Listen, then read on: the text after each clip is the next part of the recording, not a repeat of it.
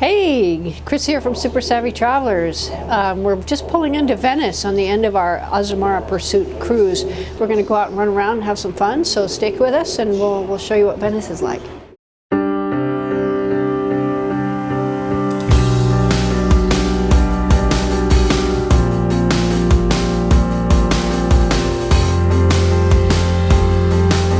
Hi, welcome to Venice, the floating city. And although it looks like it's floating, it really isn't. It actually is the work of some pretty miraculous engineering and design back in the day when, out of necessity, the people of the area, the Veneto region in Italy, had to flee because of the attacks of barbarians like Attila the Hun, who came in and basically just had their way with everyone. So what happened was they fled to the lagoons because the lagoons were notoriously bad places to live. They were swamps, marshy, nasty, full of mosquitoes and malaria. And since nobody wanted to live there, they were relatively safe.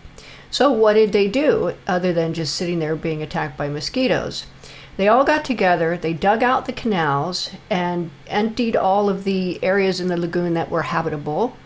And they then used pilings, big giant pilings, to shore up the canals and to basically create a foundation on which they built their buildings. Now these pilings, initially when I was looking at pictures of Venice and I've seen drawings of how the foundations were created, I was like, how does that work? I mean, they're 1,000 years old, these pilings. Well, what they did is they put them down very, very close together and they drove them very deep into the swampland down at the bottom of the lagoon. And then they just shaved off the tops and started building. They used that as their foundation. They started building on top of it. And as you can see as we go by, this is on our Azamara cruise heading into the cruise port in Venice. And as we go by, you can see these are big buildings. They're pretty heavy. And I've always been a little worried about Venice. What's going to happen? Oh my gosh. But the truth is, Venice has been there since 504 AD, at which point it was created. Now, Venice itself is a lovely, lovely city, unlike anything else in the world. And a really great way to see it is on a cruise. And we, of course, recommend Azamara because, as you can see, we are on the Azamara Pursuit heading into the cruise port. And because the Azamara Pursuit and the other Azamara ships are smallish boutique ships, they can come in a lot closer to Venice than the other giant cruise ships, as you can see here. Here you see in the MSC, I don't know which ship it is, but it's an MSC ship. It's very big. It has to park on the other side. This is a beautiful view of our Azamara Pursuit, and you can see we're right up close to, where the people live and that sort of thing, and the other ships are a lot farther out. So it's still a little bit of a trick getting around Venice, just because Venice is water. And in the historical center, you don't get to drive, so you don't get a taxi that's going to take you right up to your hotel. Basically, you're going to walk through these streets. You can get anywhere via walking or via water. Now, here's the Grand Canal in Venice, which is the main thoroughfare of Venice, and there's a lot of water traffic, as you can see. There's several different ways to get around on the water. The first one is the Vaporetto, which is like a water bus, and that's what we see here. These things have certain routes and they take you where you want to go.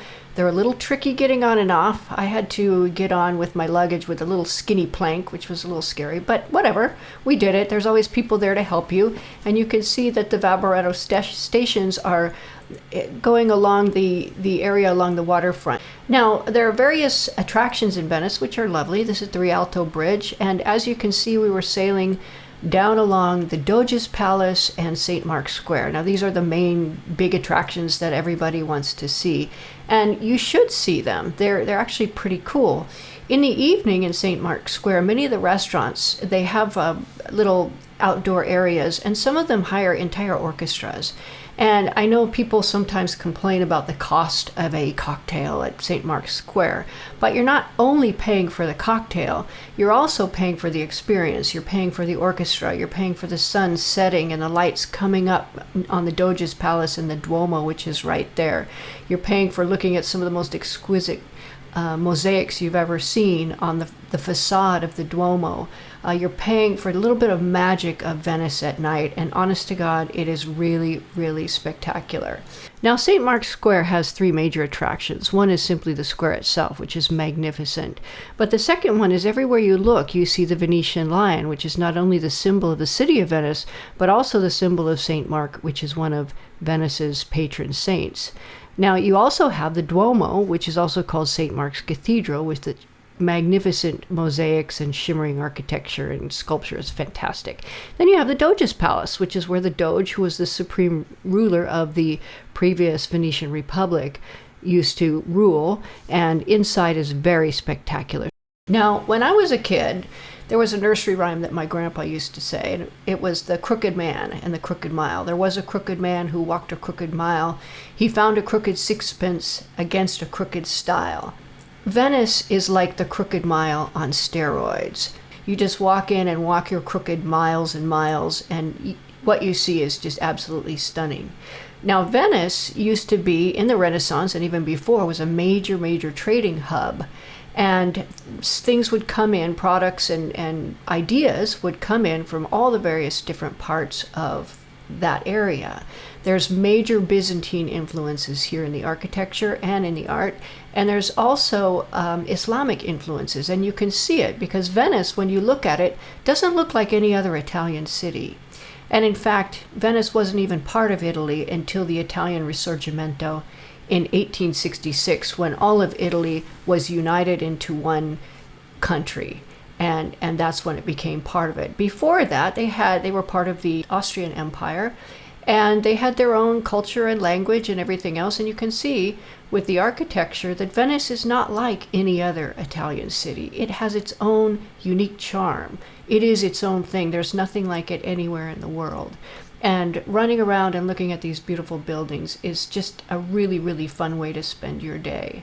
So give us a call if you're looking to go to Venice or anywhere in Italy or even Europe. If you're looking for a cruise, we know all the best ones and we get all the best deals. So from Super Savvy Travelers, this is Chris Sobolev. Thank you for watching.